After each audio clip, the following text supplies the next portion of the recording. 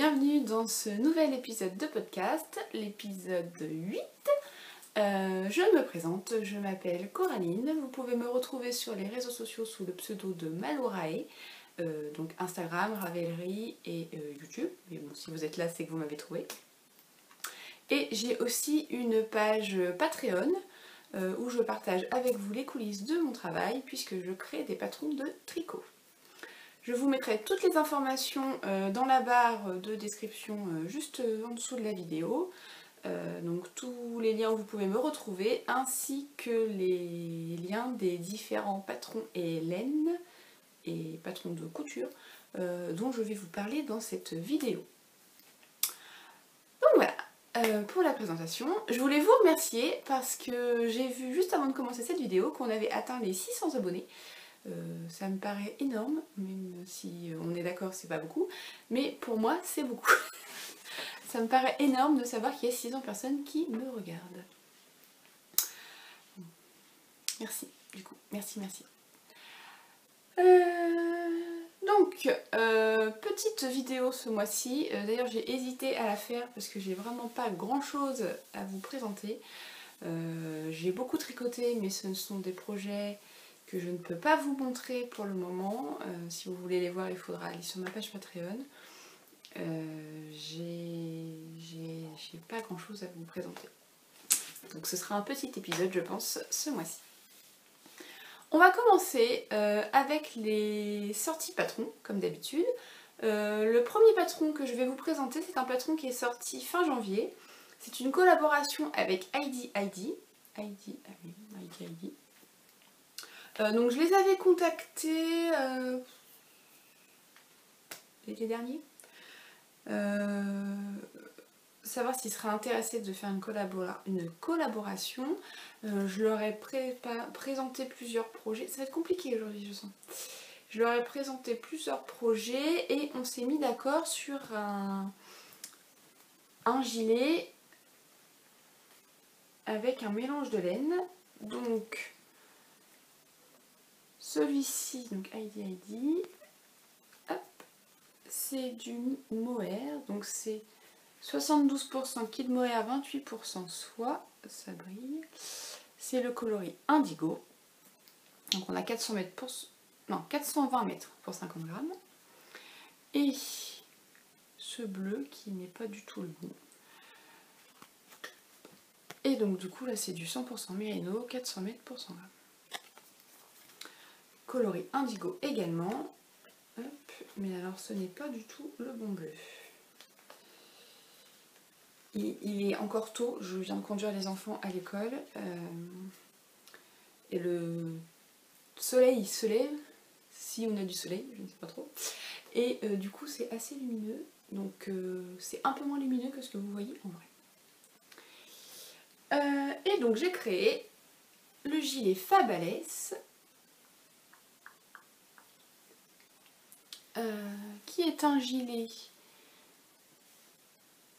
alors ce n'est pas de la brioche, ce sont des côtes anglaises. Ça ressemble à de la brioche. Le rendu est assez proche, le moelleux est là aussi. Seulement je trouve que c'est beaucoup plus facile à tricoter que de la brioche. Parce que les côtes anglaises, en fait, on fait un rang. Donc le premier rang on le fait à l'endroit normal. Et le rang suivant, on tricote une maille normalement. Et au lieu de piquer dans le brin de la deuxième maille, on vient piquer en dessous. Je ne sais pas si je vais pouvoir vous montrer. Donc en gros, au lieu de piquer dans mon brin, je vais piquer dans la maille qui est juste en dessous, au milieu. Ce qui fait ce rendu. Et sur le rang suivant, je décale. Donc ma maille que j'ai tricotée normalement, je vais piquer en dessous, toujours à l'endroit. Et la maille que j'ai tricotée en piquant en dessous, je la tricote à l'endroit normalement.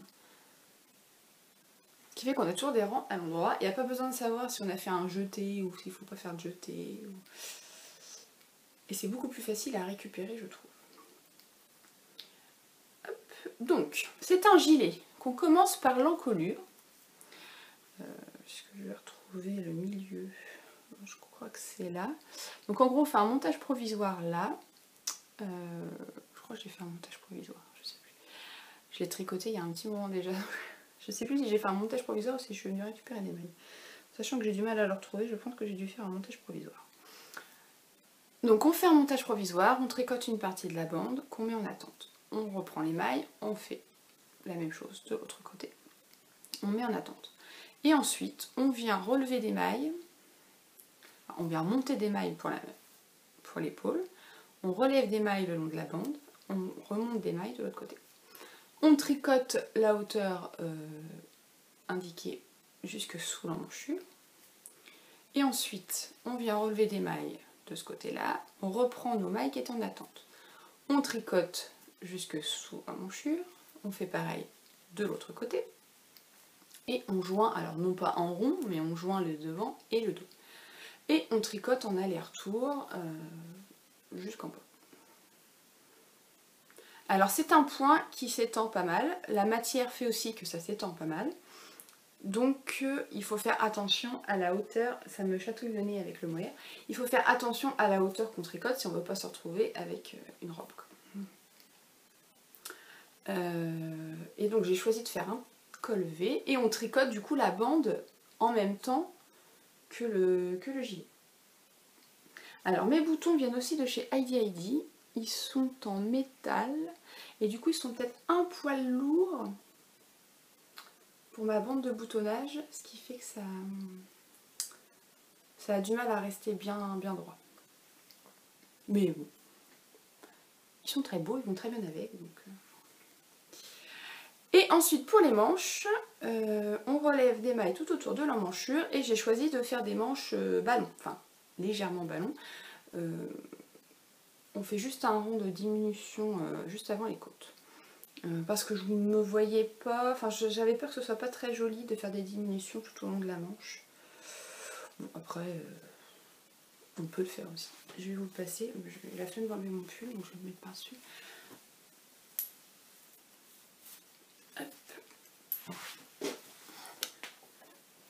Vous voyez, c'est vrai que les boutons du coup ils sont un peu lourds et ils ont un peu tendance à ouvrir la patte de boutonnage. Donc c'est des boutons de 20 mm il me semble. Et ça, souvent j'ai tendance à le replier un peu en bas. Ouais. Donc voilà. Et du coup, il y a une aisance, je crois que je recommande à peu près 8 à 10 cm il me semble. Je ne sais plus. Donc voilà. Pour ce gilet, qui est très chaud, qui est très léger, et la couleur n'est absolument pas bonne. Il est beaucoup plus... Enfin... Ouais, c'est pas vraiment ça la couleur. Donc voilà pour ce premier patron qui est sorti du coup fin janvier en collaboration avec Heidi Heidi. Le gilet Fabulous. Voilà pour ce premier projet. Ensuite, le second projet que j'ai à vous présenter, c'est le pull que je porte. Le pull, je vais me rapprocher, peut-être on verra mieux avec la lumière. C'est le pull Paridae, qui lui n'est pas encore sorti. Il sortira, enfin, il sera peut-être sorti d'ici que je poste la vidéo. Aujourd'hui on est lundi, il sort vendredi. Je ne sais pas quand est-ce que la vidéo sera en ligne, toujours ma connexion et le temps de montage. Donc c'est un pull que j'ai fait en collaboration avec la pelote vagabonde dans une de ses nouvelles bases qui est la Abri Sport. Et c'est le coloris Ado de Mésange. Donc c'est un coloris qu'elle a créé spécialement pour ce pull. Je lui ai envoyé des petites photos d'inspiration, notamment de Mésange, parce que j'avais envie d'un pull bleu. Et donc elle a créé plusieurs coloris, dont celui-ci, qui me plaît beaucoup. Donc voilà. Donc c'est un pull, toujours la même construction que l'autre, donc c'est un pull drop shoulder. On commence par le dos. Donc le dos, lui, est entièrement, vous allez voir, entièrement en jersey. On commence par le dos, on tricote jusque sous l'emmanchure et après on fait les devants séparément. Donc les devants, on relève des mailles et on commence les torsades. C'est très lumineux du coup on voit pas très bien. On commence les torsades et un point de blé sur le reste du corps.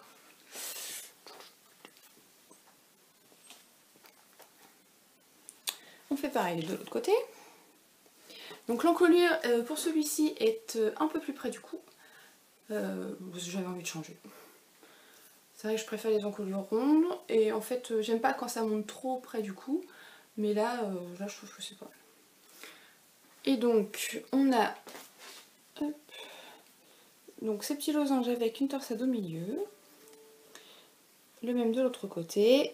Deux torsades et un espèce de V. La caméra est là. Un espèce de V au milieu.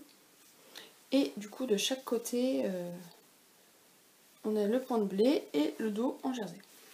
Ce qui permet de pouvoir tricoter les torsades sur le devant, le point texturé, mais on se repose parce que le dos est entièrement en jersey. Les manches sont également entièrement en jersey et là par contre j'ai fait des manches classiques avec des diminutions normales quoi, et des côtes de deux. Quoi vous dire de plus? C'est assez simple, les torsades sont assez simples à retenir. C'est vraiment pas... Si vous avez déjà fait une fois ou deux des torsades, celles-ci sont accessibles. Elles sont vraiment pas compliquées à suivre, c'est toujours les mêmes. Il n'y a pas nécessairement besoin d'aiguilles auxiliaires. C'est vrai que moi en général je ne tricote pas mes torsades avec des aiguilles auxiliaires. Dans mon patron, à chaque fois qu'il y a des torsades, je vous mets un lien vers une vidéo qui vous explique. Je crois que c'est la vidéo de Mélina, In the Panda's World. Qui vous explique comment tricoter les torsades sans aiguilles auxiliaires. Donc ça, là ce sont des petites torsades, il n'y a pas besoin de prendre d'aiguilles auxiliaires. Par contre dans les torsades un peu plus grosses, quand il y a 5 ou 6 mailles, là par contre j'ai peur d'en perdre une. Donc là je prends une aiguille auxiliaire, mais les petites torsades jusqu'à 4 mailles en général j'arrive à faire ça. Donc voilà, donc c'est de la sport, donc ça se tricote assez rapidement. Je sais pas si on va voir par rapport à la figurine. On voit quand même que c'est un peu plus épais. Et donc la couleur est pas du tout la bonne. C'est un peu moins lumineux que ce que vous voyez, mais on voit bien toutes les nuances, toutes les spécules. Et c'est vraiment super joli. J'aime beaucoup, beaucoup. Donc ce patron, vous pouvez le retrouver de deux façons différentes. Donc soit vous achetez le patron uniquement, il sera disponible sur Ravelry et comme d'habitude il y aura un code promo pour la sortie. En général je fais 20%. Soit vous voulez acheter un kit avec la laine de Aurélia et dans ces cas-là vous allez directement sur son site, vous choisissez les couleurs parce qu'elle va créer, elle ne m'a pas encore envoyé les photos, mais elle a créé des coloris spécifiques pour ce patron. Et donc du coup vous pouvez acheter directement sur son site la laine avec le patron en kit. Donc voilà pour le pull Paris Day qui doit sortir vendredi 7. Voilà. C'est tout ce que j'ai à vous présenter pour le moment pour les sorties patrons. Il y aura un autre patron qui sortira en fin février. Je vous en reparlerai dans le prochain épisode. Ce sera encore une collaboration. Donc voilà pour les projets dont je peux vous parler. J'ai des projets finis, mais comme je vous l'ai dit, je ne peux pas vous les montrer. Des en cours, je ne peux pas vous les montrer non plus. Je vais revenir à ma section projets anciens. Ça faisait un petit moment que je n'avais pas présenté mes anciens patrons. Alors je sais, ça fait un peu beaucoup de pulls, mais bon, si vous me regardez, vous savez, enfin si vous me regardez depuis le début, vous savez que du fait que je tricote mes patrons, j'ai beaucoup moins de temps pour tricoter autre chose que mes patrons. Je suis maman, j'ai 3 enfants et même en étant maman au foyer, hein, que ce soit mon boulot à plein temps, j'ai pas 50 bras. Donc je vais vous présenter ce châle qui est le premier patron que j'ai créé, celui qui a fait que est né Malouraï Designs. Donc c'est le châle First Time que j'ai tricoté, ouh là là là. Ouais, on va faire comme ça, que j'ai tricoté avec 3 couleurs. Donc la première couleur, c'est un écheveau de la Bien-Aimée que j'avais gagné à un concours organisé par Diabolotte. Qui est, non, vous verrez mieux là en fait, qui est beige avec tout un tas de couleurs arc-en-ciel. Ensuite, j'ai utilisé le noir, je sais plus, c'était un reste le noir. C'était un reste le noir. Et le rose, c'était un mini que j'avais gagné, pareil, à un concours, je crois que c'était un concours, ou est-ce que c'était un cal? Je ne sais plus. C'est de la laine Les Jolies de Milly. Et donc j'avais cet écheveau très très bariolé. J'ai fouillé dans mes restes, là c'est un mini de 20 grammes, le rose, et un reste de noir, et je me suis dit qu'est-ce que je peux faire avec ça? Parce qu'au final on retrouve à peu près toutes les couleurs dans cet écheveau. Et j'ai cherché sur Ravelry, j'ai rien trouvé qui me plaisait, et je me suis dit bon bah écoute, un châle ça doit pas être bien compliqué, essaye de le faire. Et donc j'ai fait un châle avec plusieurs sections. Donc la première section, c'est un point de semis. Alors, je sais pas si vous allez bien voir. Comme ça, peut-être, on voit que c'est un peu texturé. Donc c'est un point de semis. Je suis partie sur une forme triangle parce que j'avais envie. Avec des jetés au milieu et sur les côtés pour les augmentations. Donc le point de semis. Après, on fait une section noire. Alors, vu que c'est noir, on va pas voir. Ce sont des côtes 1-1. Non, 2-2. Des côtes de 2 en noir. Une petite barre de point mousse rose. Une section avec des jetés. Une section rayée rose et noir. Et une section hop, avec des V en dentelle. Encore un peu de rayure et on finit par une bande de côte de 2. Donc voilà, c'est un châle assez simple. Avec de la dentelle parce que je l'ai sorti au mois de mai. Donc au mois de mai, ça fera 2 ans que j'ai publié mon premier patron. Mais j'ai un doute là. Non, je crois que c'est mai. Donc voilà. Alors celui-ci, c'est ma fille qui me l'a piqué. Enfin, une de mes filles qui me l'a piqué. Mais le bout.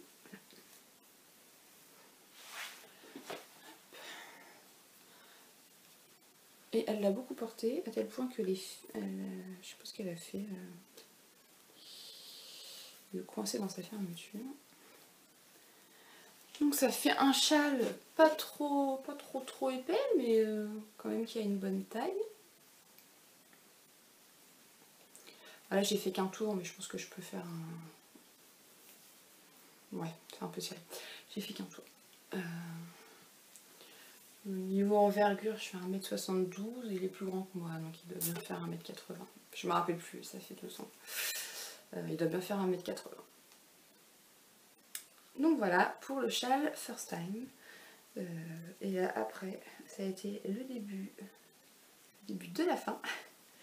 Puisqu'une fois que j'ai commencé à créer ce patron, j'ai pas réussi à m'arrêter. J'ai eu beaucoup de mal après à... Une fois que j'avais commencé à réfléchir à qu'est-ce que je pourrais faire, j'ai eu plein d'idées. Et du coup, ça a été très compliqué de dire stop. J'ai pas réussi. J'ai pas réussi. Donc voilà pour le tricot, ça se résume à ça, 20 minutes, désolée, si vous me suivez juste pour le tricot, j'ai pas grand chose. Juste une petite chose, concernant mes patrons, si jamais vous avez des questions à me poser sur un patron, si vous avez un problème, s'il y a quelque chose que vous ne comprenez pas, ne m'envoyez pas un message privé sur Instagram, envoyez-moi plutôt un mail dans mon patron. vous avez tout, je vous donne tout à la fin, il y a une page où je vous donne mon adresse mail. Vous la trouvez sur Instagram, si vous allez dans mon profil, il y a mon mail. Si vous allez sur Ravelry, sur ma page Ravelry, il y a mon mail. Envoyez-moi un mail. C'est plus facile pour moi de me retrouver, parce que si le mail, des fois je le lis, et puis si j'ai pas le temps d'y répondre, je le marque en non lu, et du coup je peux le retrouver. Le message privé sur Ravelry, déjà, c'est pas sur Instagram, c'est pas sûr que je l'ai déjà. Parce qu'on a 2 messageries, et si vous ne faites pas partie de mes amis, enfin je le vois pas. Et une fois que je l'ai lu, si je ne peux pas y répondre tout de suite, et ben le message, je l'oublie, il se perd, et du coup je vous réponds jamais. Donc c'est plus simple pour moi d'envoyer un mail, c'est plus facile déjà pour m'y retrouver, parce que si j'ai des messages à droite à gauche, je sais plus où j'en suis. Donc envoyez-moi un mail, je vous remettrai l'adresse en dessous, c'est maloraidesigns@gmail.com. Mais elle est sur tous mes patrons sur Ravelry et sur Instagram. Donc voilà. C'est fini pour le tricot, on va faire un petit intermède point de croix où je vais vous montrer mon petit panda qui est presque terminé. J'ai fait plus vite que le hérisson celui-ci. Donc là j'ai décalé mon cercle parce que je suis en train de faire l'oreille et il ne me reste plus que les 2 oreilles à faire et j'aurai terminé. Et je suis toujours aussi fan.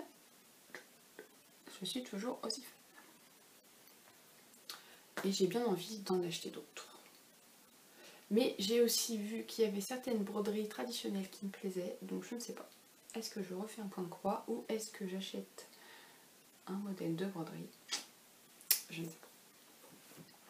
Donc ça c'est le petit point broderie. Je vous mettrai dans la barre le lien vers la boutique Etsy, la personne, enfin, la créatrice du modèle. Voilà, petit point rapide. On va passer à la couture. J'ai 2 projets terminés et je vous parlerai vite fait des 3 patrons des 3 projets que j'ai découpés. Donc le premier projet terminé, c'est encore un t-shirt, le t-shirt Jody. Je vais encore enlever mon patron, ça évitera que ça fasse du bruit. Je cherche une photo où on voit quelque chose. Je vais vous montrer pour sa technique. Hop. Alors le t-shirt Jody de la Maison Victor, vous l'avez déjà vu parce que j'en ai déjà fait 2 versions.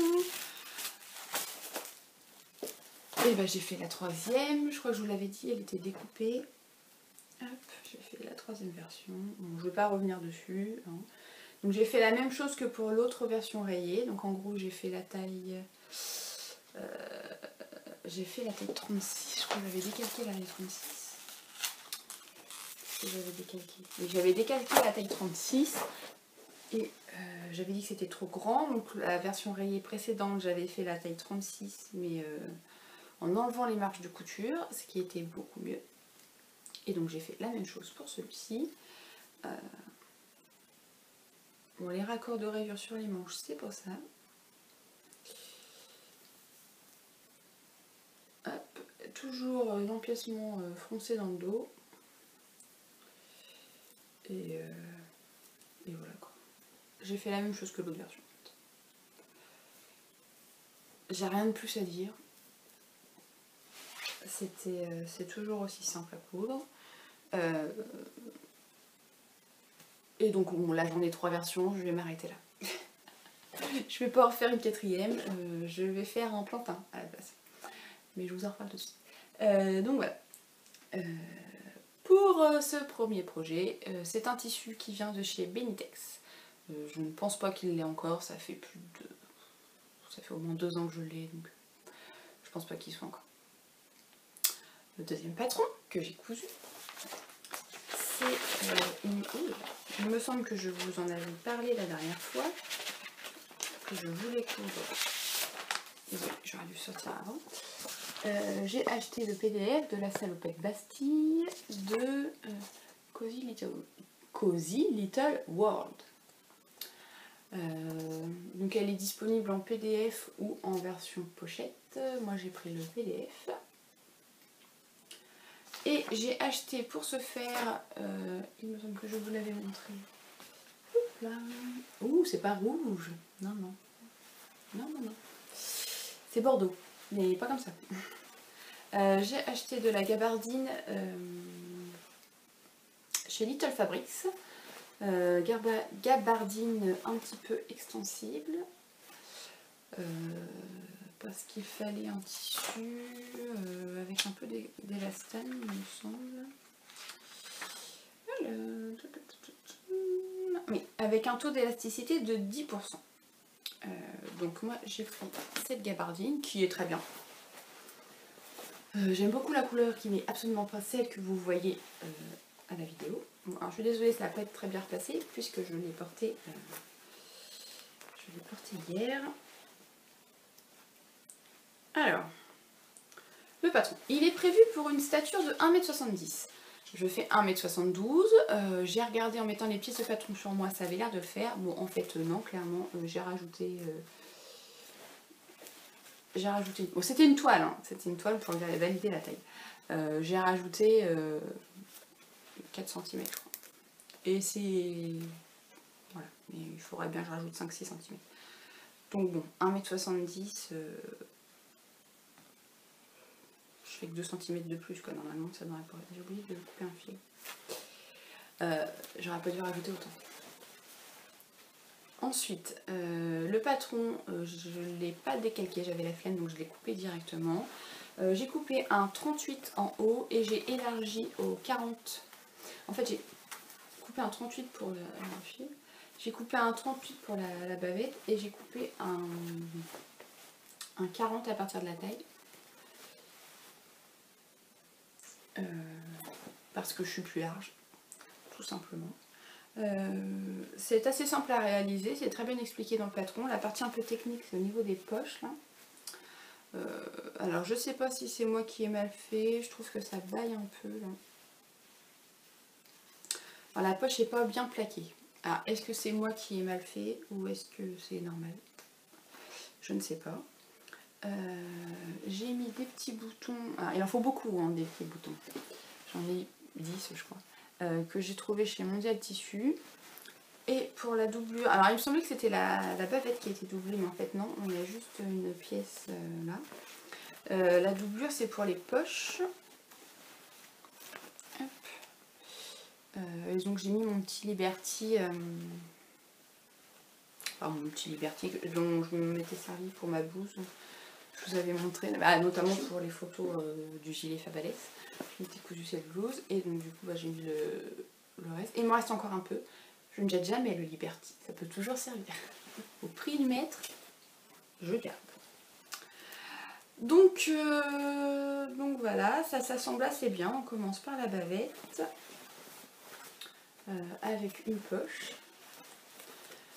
Ensuite, on fait les poches. Bon, alors ça a coupé, je ne sais plus où j'en étais. Il a fallu que je vide la carte mémoire. Enfin, que je vide l'iPad. Donc je disais, on commence par la bavette avec une poche. Ensuite, on coupe les poches. On assemble les jambes extérieures.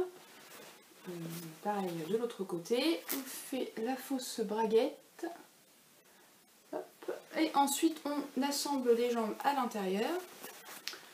Donc je sais plus ce que je disais, je sais plus si j'ai dit que j'avais réduit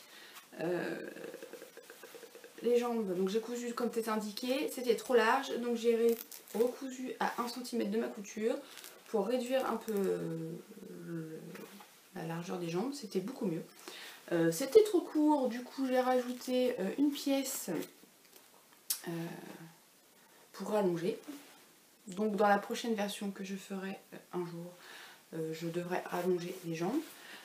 Sinon, pour le reste de la taille, tout ça allait très bien. Ensuite on fait les ceintures avec les boutonnières, donc on a 3 boutons de chaque côté. Les ceintures et dans le dos.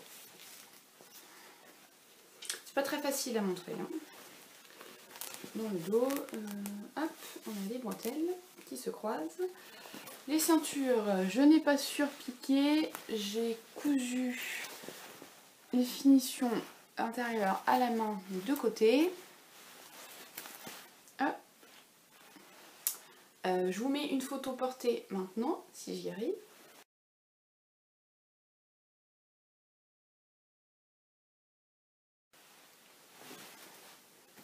Et donc voilà pour cette salopette. Très simple à réaliser, très bien expliqué, pas de problème, hormis la longueur des jambes qui est un peu courte pour moi, mais pas de problème. Je pense la refaire un jour en bleu, je sais pas si je l'ai dit, enfin je l'ai dit, mais est-ce que ça a enregistré ou pas, je ne sais plus. Je pense la refaire en bleu, mais pas tout de suite, je vais attendre un peu. Donc voilà pour les projets terminés. Ensuite, les projets à venir, ce pourquoi je parlais, enfin au moment où ça a coupé, j'étais en train d'expliquer. Donc, je vais me refaire un plantain, t-shirt plantain de Direndo, dans ce jersey bleu, qui n'est pas la bonne couleur, qui est beaucoup moins lumineux que ce que vous voyez. Donc là, je l'ai coupé, il me reste encore pas mal de tissu, donc soit je fais un t-shirt à mes filles, soit je me refais un plantain pour cet été en manches courtes. Donc moi, j'ai l'ancienne version du plantain, je n'ai pas la nouvelle. Enfin, je ne l'ai pas téléchargée, je suis très contente de mon ancienne version, donc pas de raison de la retélécharger. Et puis il est déjà décalqué.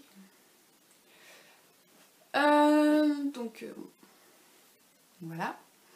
Le deuxième projet que j'ai coupé, c'est un pyjama. Donc j'ai déjà fait 2 fois le pyjama de Make My Lemonade, qui est un patron gratuit sur son site. Donc j'en ai déjà fait un. Il y a en fait il y a le pantalon et la chemise. Donc j'ai fait la première fois j'ai fait les 2 projets. La deuxième fois je n'avais pas assez de tissu pour faire la chemise et faire le pantalon. Je n'ai fait que le pantalon et je m'étais fait un t-shirt. Comment il s'appelle? Le t-shirt d'Ivan Soufflé. Ivan S, je ne sais plus le nom. Enfin vous voyez lequel je parle. Mais j'ai toujours un problème avec ce t-shirt, je ne sais pas pourquoi. J'ai fait ma taille, j'ai même fait une taille en dessous la deuxième fois. J'ai une encolure énorme. Donc ça m'a un peu saoulée, je l'ai pas refait. J'aime bien la forme, mais l'encolure, il faudrait que je la remonte, mais j'ai pas envie quoi. J'achète un patron, je peux me faire suer, tout modifier. Alors allongée parce que je suis plus grande que la stature, d'accord, mais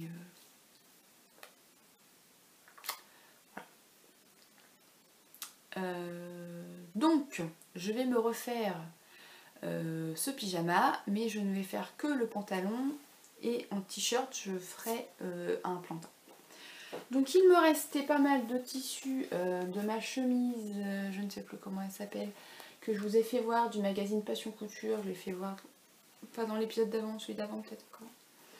Donc il me reste pas mal. Et là il me reste encore un peu et je pense que j'aurais quand même faire une jupe pour cet été. Une jupe élastiquée toute simple. Donc voilà, les petites fleurs sont roses un peu corail. Et j'avais ce tissu jersey qui était... Enfin, j'avais acheté pour faire un t-shirt à une de mes filles. Et j'avais fait un legging aussi. Et il me restait pas mal. Et en fait, en les mettant côte à côte, et bah c'était la même couleur. Donc voilà. Donc j'ai coupé mon pantalon, j'ai coupé mon t-shirt. Il me reste encore un petit bout de tissu, donc je verrai ce que je ferai avec. Mais voilà, c'est coupé. Donc maintenant, il faut que je couse. Donc comme je cours rarement en semaine, parce que je travaille, je m'occupe de mes modèles, donc je tricote ou je fais de l'édition. Voilà. Et bon, le soir, quand les enfants sont là, bon, je pourrais, elles sont grandes maintenant, mais je n'ai pas spécialement envie, et chez nuit, je n'ai pas spécialement envie de me mettre derrière ma machine. Donc en général, je couds le samedi ou le dimanche. Bon, j'ai la chance d'avoir un atelier, donc si je couds, je peux laisser tout en vrac et bon, c'est pas grave. Mais bon, le but, c'est quand même pas que ça reste en vrac. Je sais pas si vous voyez J'ai une table, en fait j'ai pas de bureau dans mon atelier, j'ai mon ancienne table de salle à manger. Donc en fait, quand on a emménagé dans la maison, on avait acheté une nouvelle table de salle à manger.